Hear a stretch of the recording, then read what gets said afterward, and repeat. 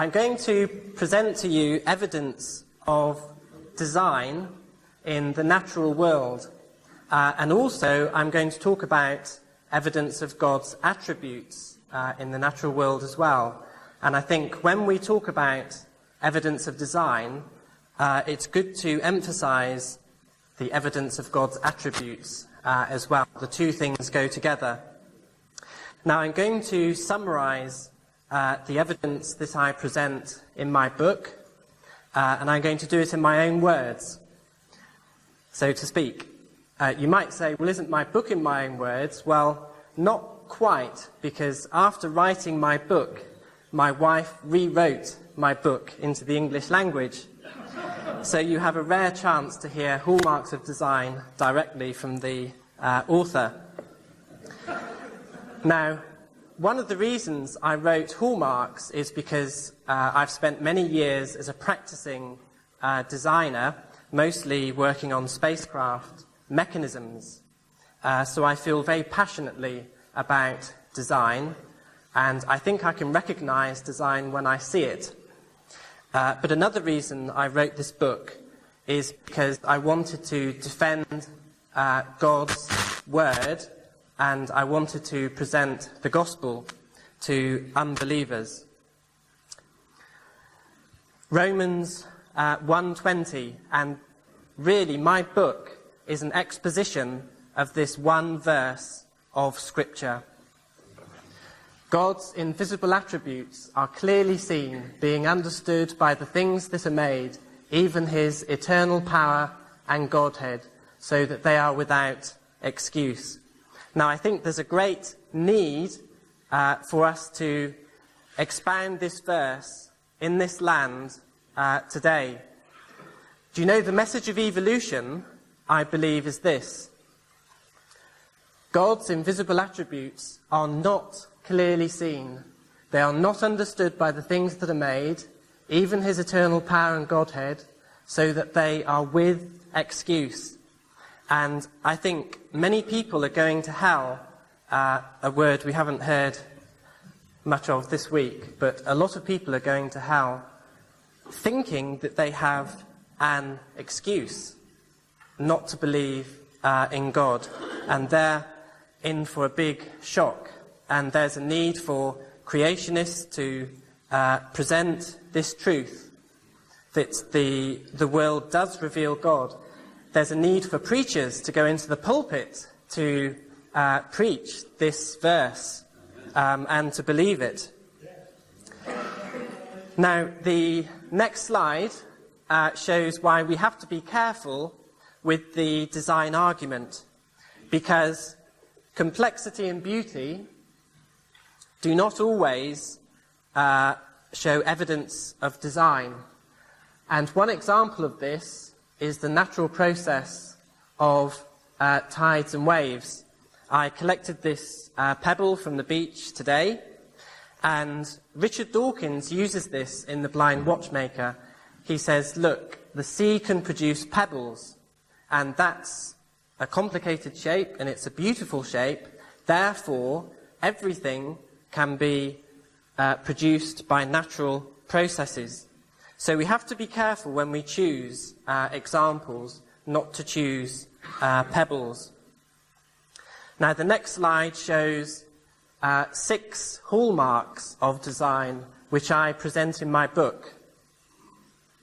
The first one is irreducible mechanisms, and then the next one is complete optimum design, and then added beauty, then extreme similarity, extreme diversity, and man-centered features.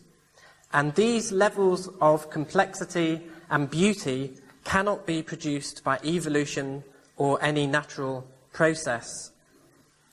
Now, these 6 hallmarks of design, most of these you already see in the creationist literature. This is not a completely original list, but I've tried to bring the hallmarks together into a completed list to help us choose examples which do show God's handiwork. And I'm now going to go through each of these hallmarks in turn to give a summary of each one. So first of all then, we come to the irreducible mechanisms, the first hallmark of design. Now, an irreducible mechanism is a mechanism that must have several parts and characteristics simultaneously present in order for the mechanism to have a useful function. Now, this is probably the most important hallmark because it exposes the limitation of evolution. The theory of evolution is very limited in what it can produce because it's limited to incremental change. And an intelligent designer is not so limited. An intelligent designer can produce all kinds of things that an incremental process cannot. Another reason why it's an important hallmark is that evolutionists in general fully agree that this is a hallmark of intelligent design. If we see what evolutionists say, if we first of all go to Charles Darwin, perhaps he wrote this when he was in Down House. If it could be demonstrated that any complex organ existed which could not possibly have been formed by numerous successive slight modifications, my theory would absolutely break down. I wonder if he would believe it today if he was here today. If we go on to another, this time a modern evolutionist, Stephen Vogel, he's the author of Cats, Pools and Catapults, published by Penguin in 1998, a very popular book with evolutionists. And he says this: the evolutionary process faces constraints far more severe than anything impeding human designers. The need for growth without loss of function can impose severe geometrical limitations. Evolutionists believe that evolution cannot produce an irreducible mechanism. I think there is some very interesting things in this quote. The evolutionary process faces constraints far more severe than anything impeding human designers. The logical outcome of evolution is that flowers and plants should be simpler than cars and planes, because human designers are not impeded by incremental change. That's the logical outcome of evolution. Man-made design should be more sophisticated. Now, just make a note of this: severe geometrical limitations. That's a very important admission by evolutionists. Evolution must be severely limited in geometry. Now, the next slide, then, we come to my first example of an irreducible mechanism in my book. It's the main example that I have. It's the human knee joint. I chose this because it's geometrically complex, one of the most geometrically complex joints in the human body. If you look at biology books and you look up evolution, very often the book will give you the example of the peppered moth. This is an example of evolution. You look at another book and it's the peppered moth. The evolutionist keeps as far away from geometry as possible. Just stick to colour, nothing physical, nothing with dimensions. Now, this diagram shows the anatomy of the knee joint.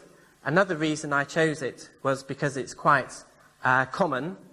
There are about 200 irreducible knee joints in this lecture theatre now, hopefully fully functioning. Actually, there are 201, and I'll explain why that is later. But here you have the upper bone, the femur, the lower bone, the tibia, and they roll on one another. And then in the middle are two cruciate ligaments. They're called cruciate because they form a cross, as you will see on the next slide. So this slide shows the knee joint functioning. As you see, the upper bone rolls on the lower bone, and as you can see, these crossed ligaments, the cruciate ligaments, they move like a mechanism. And it's a very precise mechanism, a very elegant mechanism if you ask any engineer, because the center of rotation of this cross must be exactly compatible with the curve on this bone. And we're talking sub-millimeter, otherwise your knee would seize up. Now this mechanism is irreducible because you must have all four components. You must have the bones to transmit the load through the leg. You must have these two cruciate ligaments. If you asked any football manager if he would buy a footballer who had a severed cruciate ligament, you will normally find the answer is a big no, because they can hardly walk, let alone run.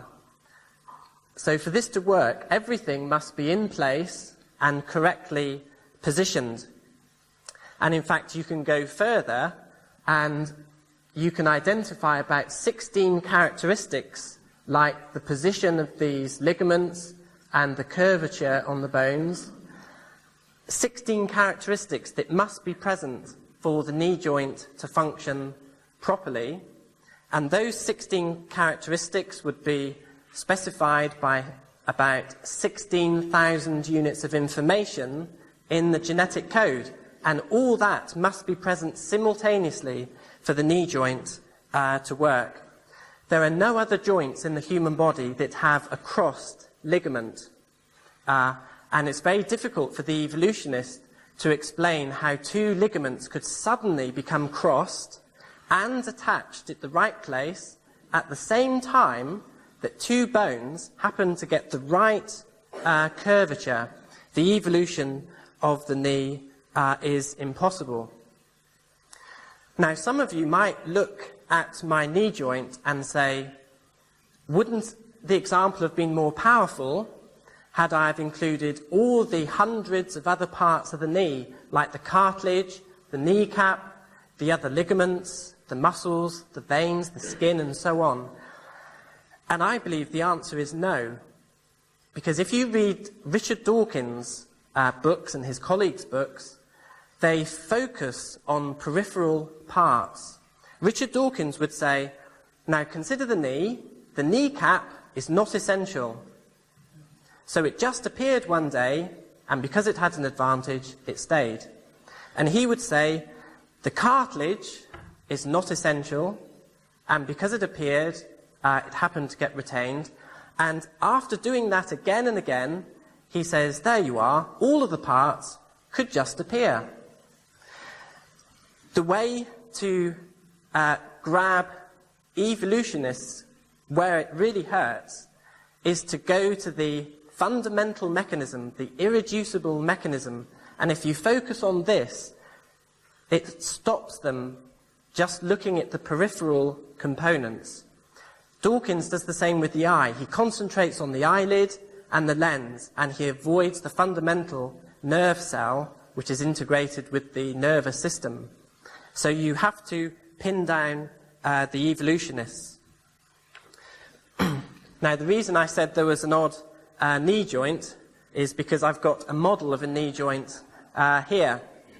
And I've cheated slightly. It's difficult to get the cruciate ligaments in the center of the knee, so I've got them on the outside.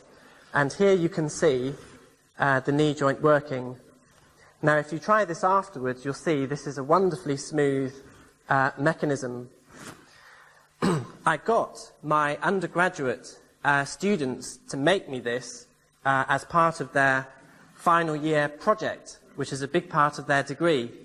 Now, you might say to me, isn't that a little bit naughty to get my final year undergraduates to make this? Well, let me just tell you, there were 35 project pairs. The pair that came third, that won £50, that was an advanced wind turbine. The project pair that came second in the year, who won £100, was an acoustic testing device. And my students, who won £400, came first with a knee joint. So my students didn't mind making the knee joint. In the knee joint, we see design, we see detail, purpose and precision, as Andy eloquently said the other day. And in the knee joint, we see a wonderful mechanism. Good to see God's design coming first.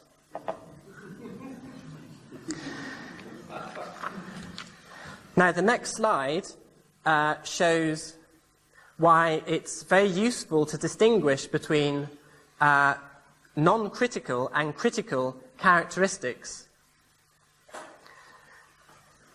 Now, non-critical characteristics are characteristics like colour and size, and the evolutionists always focuses on these. These cause variation. An engine or a knee can still work if the colours or sizes are changed, and that's why the evolutionist focuses on the peppered moth. But if you look at the critical characteristics, like the connection of parts or the interaction of parts, these result in irreducible mechanisms. An engine or a knee will not work if any connections are not right.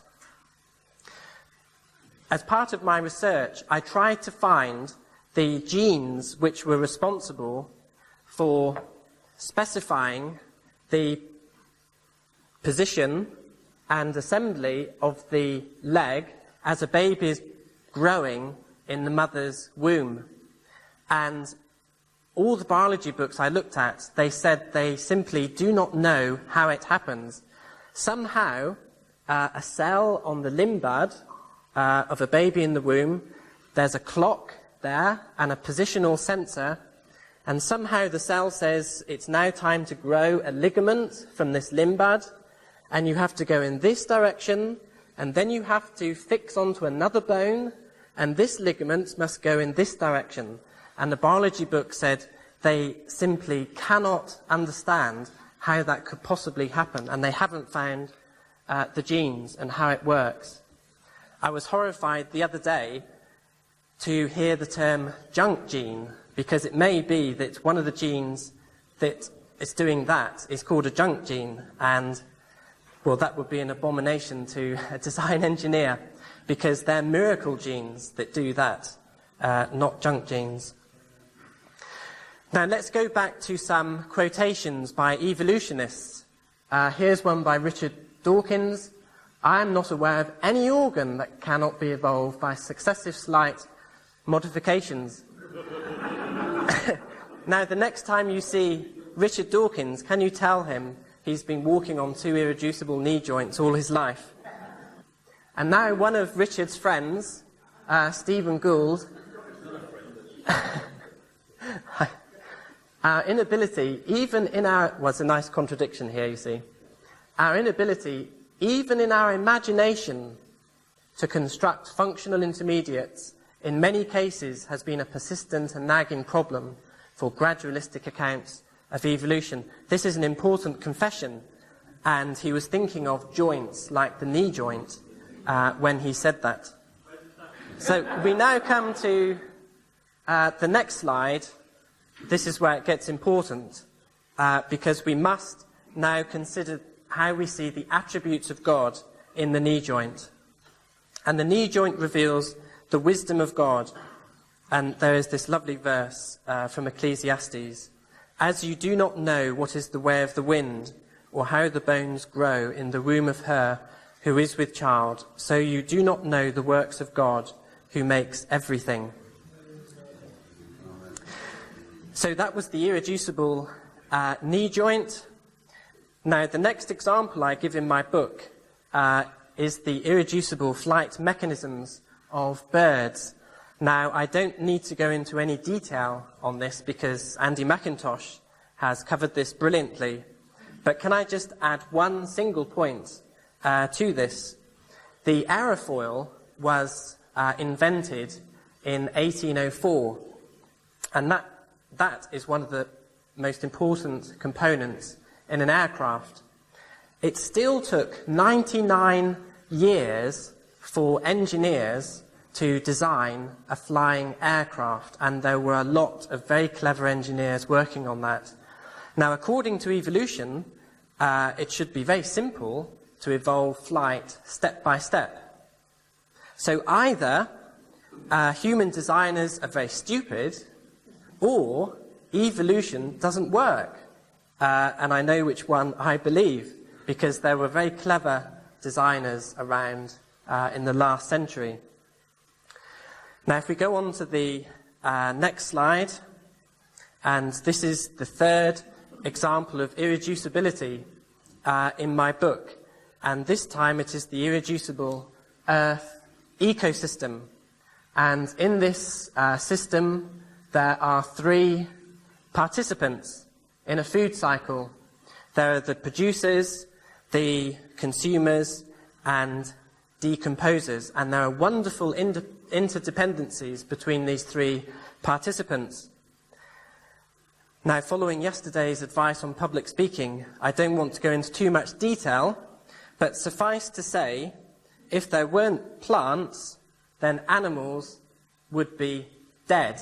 D-E-D. And without microorganisms, plants would be dead. D-E-D. And without animals and plants, and without microorganisms, plants would be dead also. So here we have an example of where all of these participants must exist simultaneously. Now, the next slide, we see another example of irreducibility in the Earth ecosystem. This time it is the gas cycles. And again, there's a tremendous interdependence between the plants that produce oxygen and the animals that are breathing out carbon dioxide, and there's a very delicate balance in the atmosphere.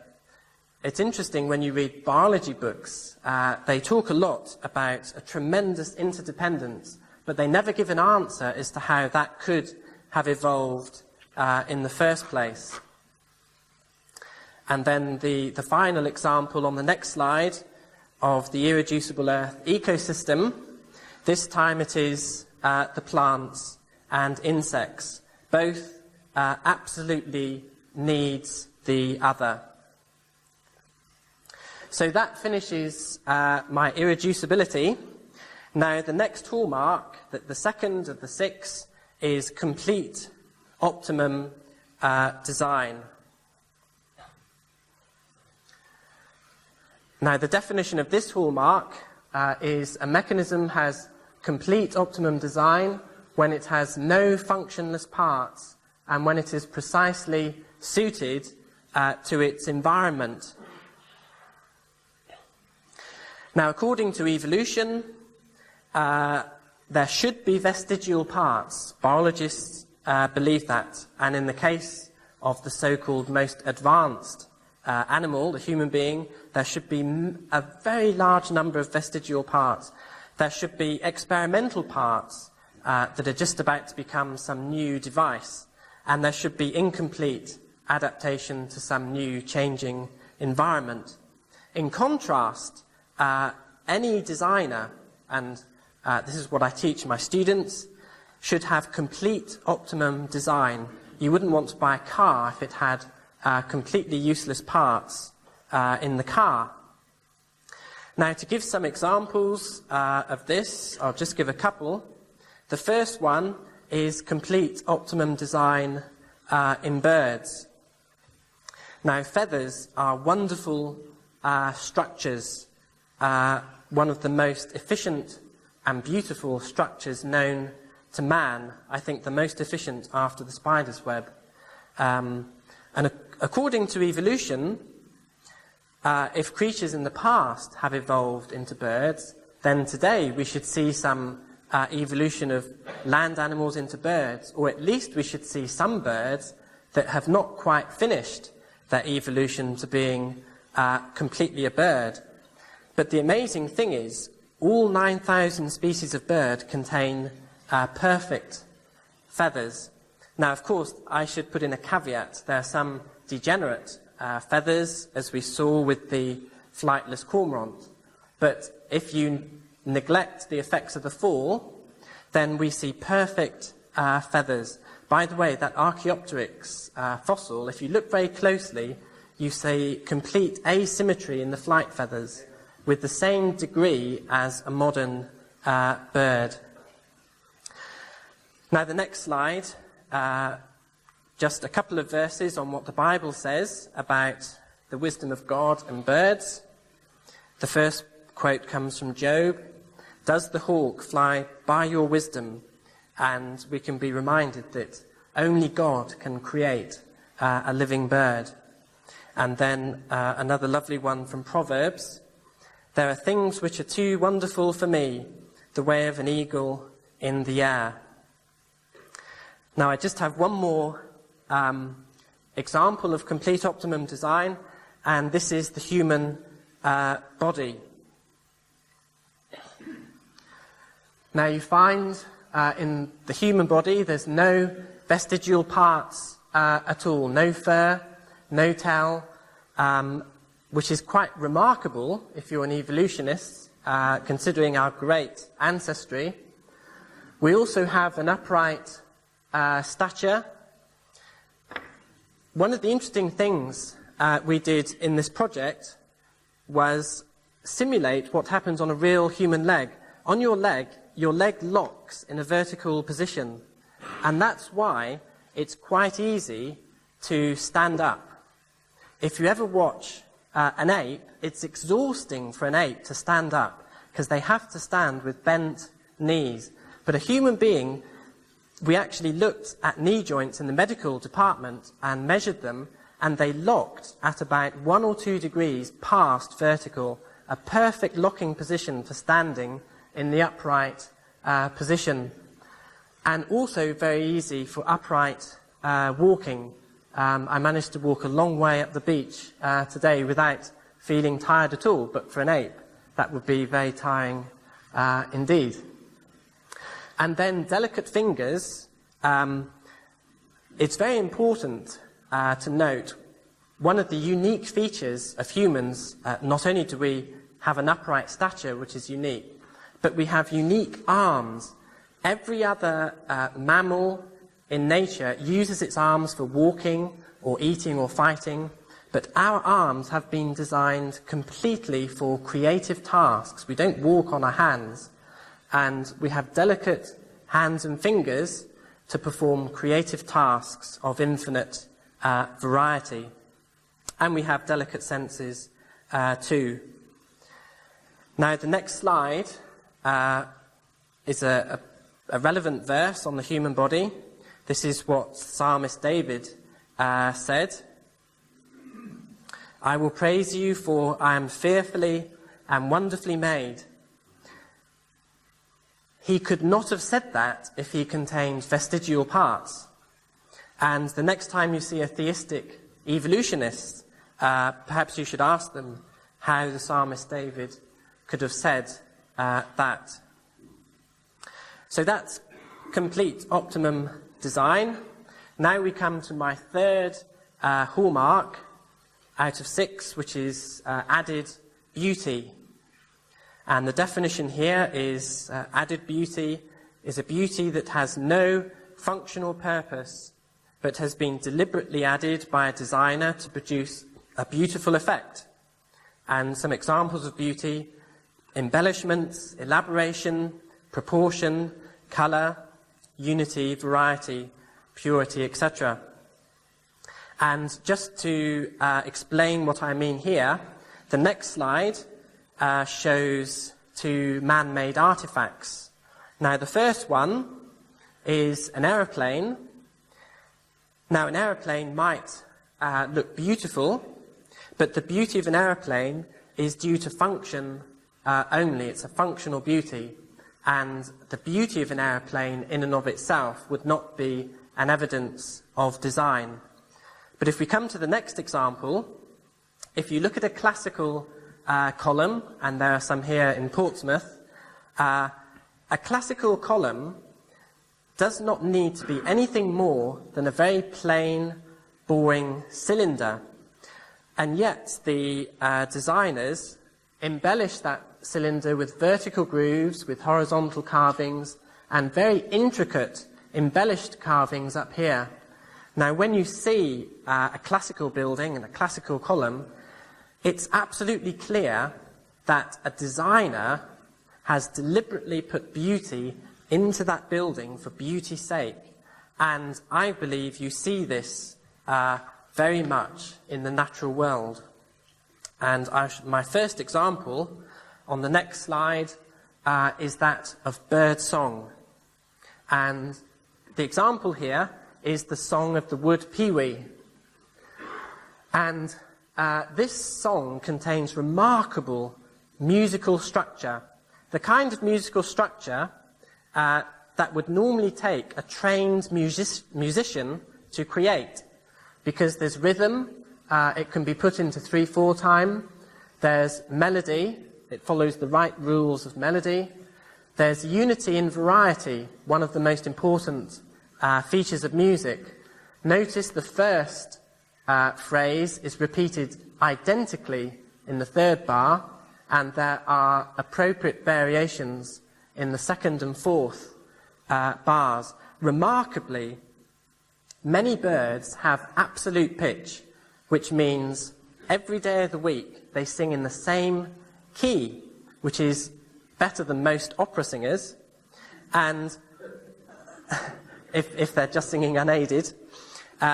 Also, many birds have been found to be able to change key deliberately. They go to a major key to a minor key, and the way they do it, it's quite deliberate. And also, birds are able to copy the songs of other birds. Now, I now want to give you a quote by an evolutionist. And this evolutionist is a man called Thorpe, who was one of the top experts on bird song and who believed that bird song had evolved. And this is what he said. In spite of all that has been said above in respect of the advantage for song birds of developing a high degree of complexity in their vocal utterances, we do find a great deal of elaboration which goes beyond anything which would seem to be biologically advantageous. One thing I found whilst researching my book, it was like a little scientific law, and that is, if you listen to a popular person like Dawkins or Attenborough, they will say, well, birdsong evolves very simply. There's natural selection and a change of mechanism, and it just all comes about. If you then read a biology textbook, it's not quite so confident. Then, if you go to an expert in the field, very, very often you find they say, I don't know how on earth this could have evolved. And the Nightingale song is another instance in which the elaboration of pattern seems to have gone to quite excessive lengths. You see this embellishment of a designer, unless indeed we suppose that the listening bird has something approaching aesthetic appreciation, which earlier he said only humans have. And if we go on to the next bit, it just goes on and on, but this is the end of this quote. It is hard to imagine any selective reason for the extreme purity of some bird notes, since the releaser function does not appear to have been transcended, or it does appear. In many cases, it is as if specialization has gone in advance of immediate adaptive requirements. This is a remarkable admission, but when you read the experts, this is so often the story. In birdsong, we see design, detail, purpose, and precision. Now we come to the next example of added beauty, and this is bird colouring, the colouring of bird feathers, like the example I had on my stand. Now, I found this the hardest part of my book, because I got out a very thick book out of the library, a very advanced zoology book on the colouring of bird feathers. The whole book was on the colouring of bird feathers. And in the introduction to this book, the author said, Well, if you want to know everything about bird feathers, firstly you will have to read all the references. I looked in the references and there were 1,000 scientific papers referring to the colour of bird feathers. And I've got some of them, and some of them are very large papers indeed. He also said, the other thing you need to take into account is that even if you read all of those papers, you'll still know very little about bird colouring, because we haven't answered most of the questions. But having read through that book and a few of the scientific papers, I did manage to get this summary. In a swan's feather is actually transparent, but because of multiple reflective surfaces in the feather, like white clouds or white cotton wool, you get white by refraction. Then if you look at a flamingo, because flamingos eat special plants with carotenoid pigment, that pigment goes through the body, produces a beautiful bird. A similar process for the taurocos. If we come down to the budgerigar, there's no blue pigment in birds. And if you look at a blue bird, like a budgerigar, or a common jay, or a blue jay, those birds are blue because of the scattering of light. Their feathers are actually transparent in a physical sense, but there's an optical effect of the scattering of light. There are tiny submicron air bubbles in the feathers of these birds, and the light comes in, it's scattered in the same way that you get a blue sky, and that's how those birds get their blue. Then we have a melanin pigment which the bird produces in the thrush, the crow, and then you have iridescence due to the interference of light in the peacock. Now, if we just take one of these as an example, and we'll look at the peacock. The peacock is a good example because this was said to give Darwin nightmares during his writing his Origin of Species, so I thought we should have this one. Now, the peacock has many different feathers. If you ever come to my house, I have a whole collection of peacock feathers on the side of my sitting room. First of all, you have these blue feathers on the neck, and notice this white stripe, or double white stripe on the eye.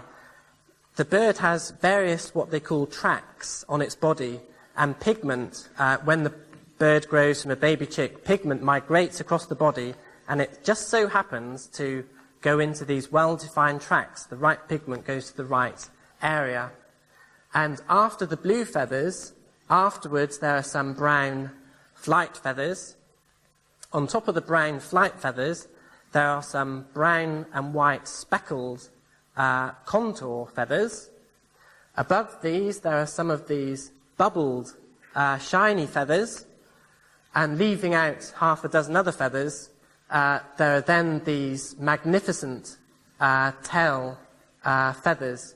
And if we leave this up for a minute, notice how the eyes are uniformly distributed around that tail. And if we had the whole picture, you would see it goes in a semicircle. Now, with man-made stages like this one, a lot of work goes into producing a beautiful backdrop. And as you can see, Darren's got this lovely blue lighting to get this backstage. But God has chosen to give the peacock its own deployable staging, and it's got this beautiful semicircular fan behind it, infinitely better than anything man can produce. Now let's just focus in on one of these little eyes. So this picture is a very large magnification of the eye on the peacock. You can see very faintly the stem, and these are the barbs, and you can even make out the tiny barbules on the barbs. Now this eye is an absolute miracle of design. We saw earlier in the week that feathers have barbs and barbules. Normally these barbules are quite narrow, but on the peacock, the barbs are plated. They're very wide plates, and this gives the feather a very flat, shiny, shingly look. If you had a close-up look on this one, you would see that effect. Now, those flat barbules are great design in themselves, but not only that, there is a thin keratin, or 3 thin keratin layers. Now, these 3 layers are submicron in thickness, about 0.6 of a micron, which is very small, and that thickness has to be very uniform indeed to produce thin film interference, because the feather of the peacock is actually transparent. It has no colour in it at all. It's just like the glass at the back of the lecture theatre or in the door. But because the thickness of the keratin is about 0.6 of a micron, it sets up an optical interference, which means as light is reflected off of the back surface and the front surface of the thin film, you get on the reflection either a constructive or destructive interference, and a colour is produced. Now, remarkably, those keratin layers have to be extremely uniform for that to happen, and scientists are amazed at the uniformity of that keratin. Now, if that wasn't enough, there is an incredible step change in thickness. So along this barb, the thickness of the keratin is 0.6 of a micron. And at that point, the thickness suddenly changes to 0.5 of a micron, just a step change. And then when it comes to this point, it changes to 0.4 microns. And when it gets to this point, it goes back up to the next one. Now, if that wasn't enough to have a step change in thickness, there is a coordinated colour on each barb. So as this barb grows, the cell says we'll have 0.6 microns for 10 seconds, and then we'll have 0.5 microns for 8 seconds. Then the next barb, when the next barb grows, it says, well, on this one, just make it 9 seconds, and so on, and the next barb, just 8 seconds. So you get this eye superimposed on the separate barbs. Now, if that isn't design, I don't know what is. According to evolution, all this happened due to sexual selection. And I don't know what to say about it now, but if you read my book, you'll know what I think about that. In the peacock, we see design and incredible detail, purpose and incredible precision. I wish I'd had another quote here, because I read one biology book on feathers, and the author, who believed in evolution, said something along these lines: I wish I could make every biologist learn about the details of the feather, because it is the most humbling process, and not enough biologists understand it. I wish I'd brought that one along today. But the next example then we will go to for added beauty is in the human body. And I believe in the created world, if we leave out angels, in the created world, the human body is the most beautiful part of God's creation. One reason is the upright stature. We wouldn't look very beautiful if we walked around on all fours. Then there's the fine skin. We are the only creature that has fine skin, and I think that's very significant. And skin is the most beautiful material, very soft and pure. And you show the details of limbs. If you look at an arm, you can see my bit of a tan from my walk on the beach today. But fine skin is a very important reason why humans are very beautiful. And then there are fine facial features. It's quite remarkable that the eyes, nose and mouth are very well proportioned, and the blending is absolutely perfect. If you study your nose and your eyes, when the computer-aided design community first produced their 3D modelling, they said the perfect model of blending was the human face, the nose, the eyes, and the mouth. And of course, the eyes are particularly delicate and beautiful, especially if they're blue, like my eyes. And of course, there's perfect proportions in the human body. Actually, I'd like to say something about the colour blue, because blue is a special colour. Now, I haven't seen anyone else point this out before, but it suddenly struck me as I was researching the book.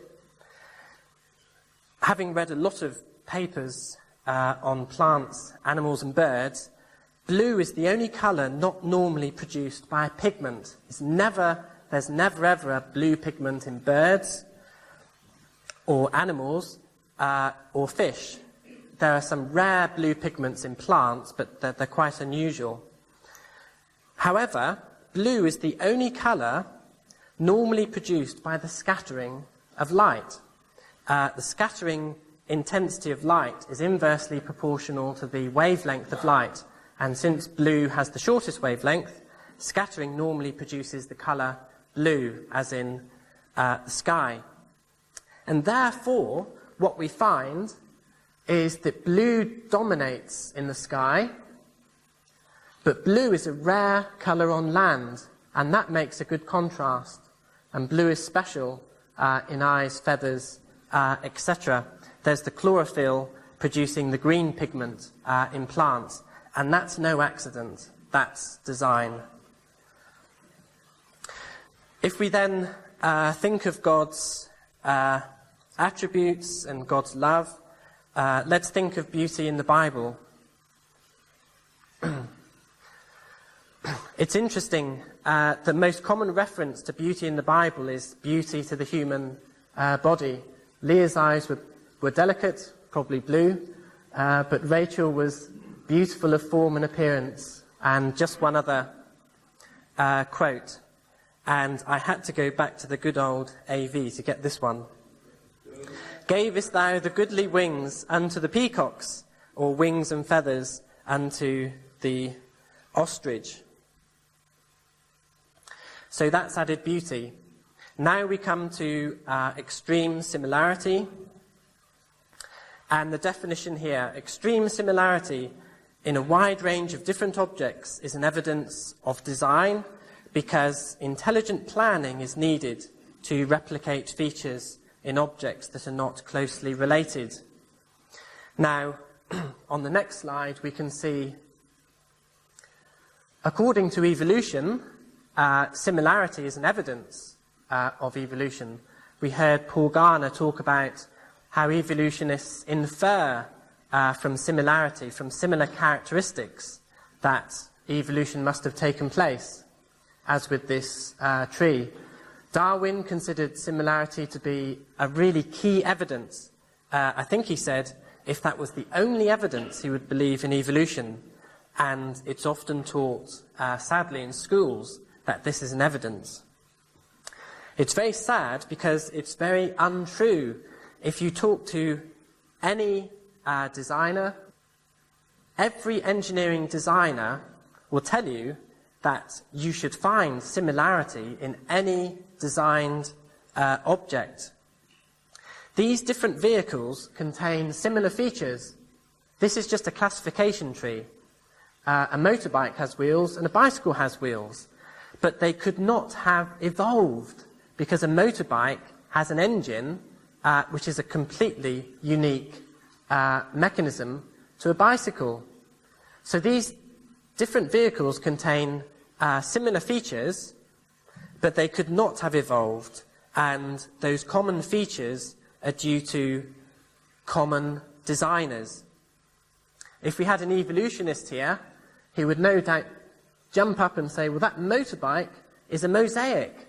It's a mosaic of a bicycle and a car, so it must be an intermediate form, like Archaeopteryx. But the truth is, it's just a motorbike designed by clever, intelligent designers. Now, I think on this business of similarity, we need to go on to the attack, and not on the defense, because similarity is often a tremendous hallmark of design. If we go to the next slide, these mammals live in vastly different environments, the land, the sea, the air, and yet they're all mammals with lungs. According to evolution, whales evolved after a land mammal moved back to the sea. So here we have remarkable similarity that shows design. Now, the next slide, I have to acknowledge Don Batten for this. This shows similar external features in marsupial and placental mammals. A marsupial mammal is one that gives birth very early and keeps its young in a pouch like the kangaroo, but a placental mammal gives birth quite late to a very developed baby. So very different reproductive mechanisms on those two mammals. And yet, these creatures are almost indistinguishable when you look at them from the outside. When you look at a rat kangaroo and a rat, you have to physically pick them up and find the pouch to see which one is placental and which one is marsupial. According to evolution, if their reproductive system had completely evolved to be completely different, then surely the external appearance would have changed somewhat. So here we have some more remarkable similarities. And then the last example I give today is in the face of different creatures, and particularly the eyes and the mouth. If you look at these creatures and other creatures, it's very remarkable that you see a face with two eyes and a mouth, particularly so for the fly, because the fly has many ommatidia, mini eyes, but these are grouped into two compound eyes. Again, you can see evidence of design. Now, as we think of similarity in nature, we can be reminded that similarity shows the goodness of God, because similarity creates harmony and familiarity in nature. We wouldn't want our dog or our horse to have a completely different face to us. And similarity helps man to look after animals, because if they have eyes like ours, then we know something about their eyes. And we can also remember that Eve was deliberately created to be similar to Adam, so that she could be a helper who was comparable to him. So we see that the Creator has been kind and gracious in putting similarity into the world.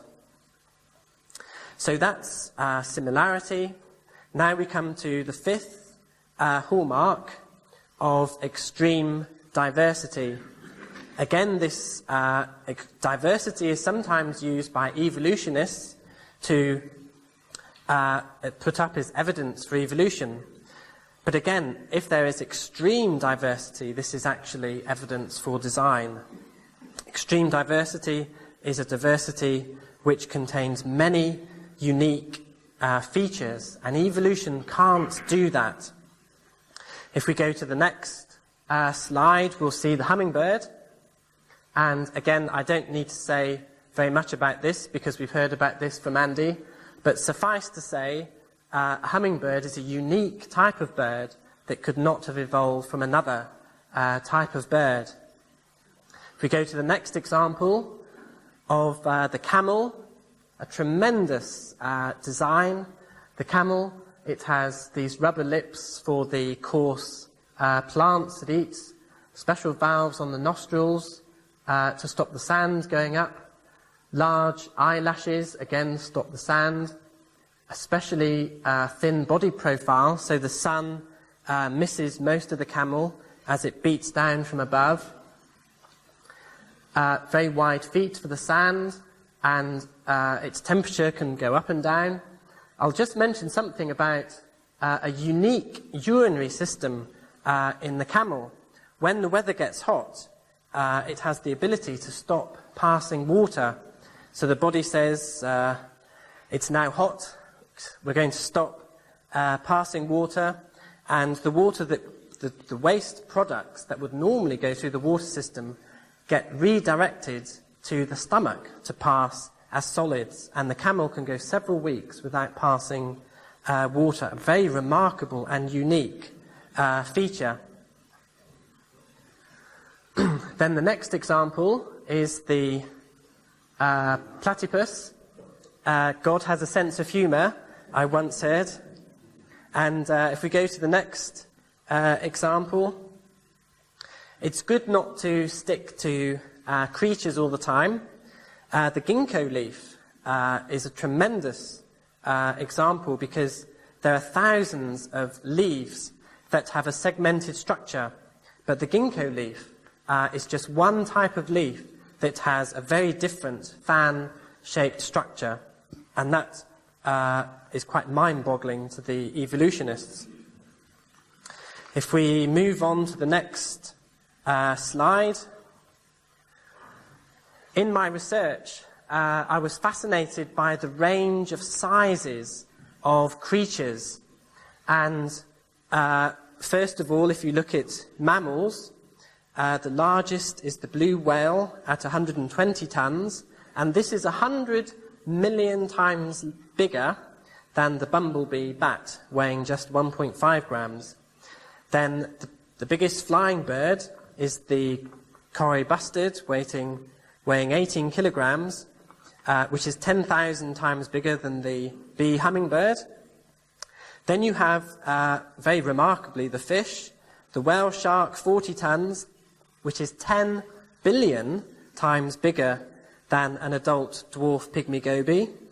Then you have the Goliath beetle, the insect, 3 billion times bigger than a fairy fly. And the biggest difference of all, sequoia tree, 2,000 tons, 20 billion times bigger than the dwarf snow willow. Now, what this shows is, because we see God's wisdom, O Lord, how manifold are your works. In wisdom you have made them all. The earth is full of your possessions, this great and wide sea in which are innumerable teeming things, living things, both small and great.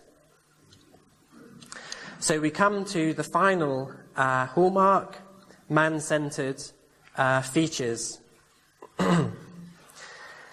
Man-centered features are an evidence of design because there's no selective advantage in the whole of nature being suited to the needs of mankind.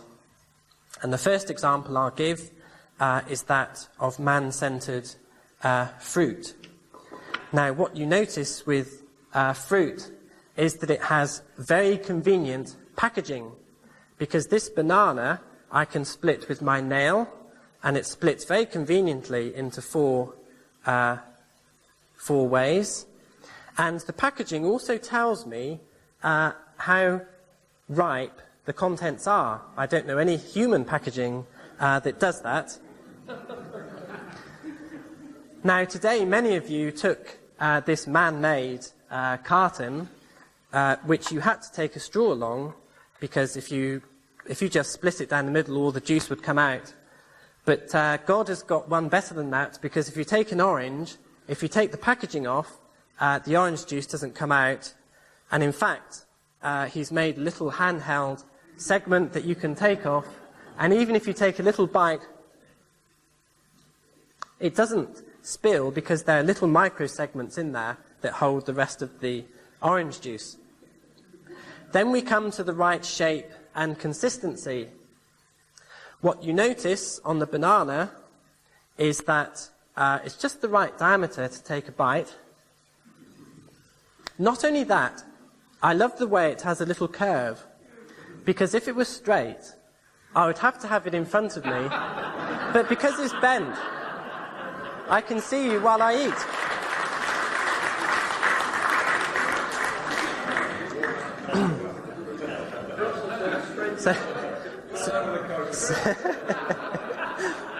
Suffice to say, fruit is very well designed.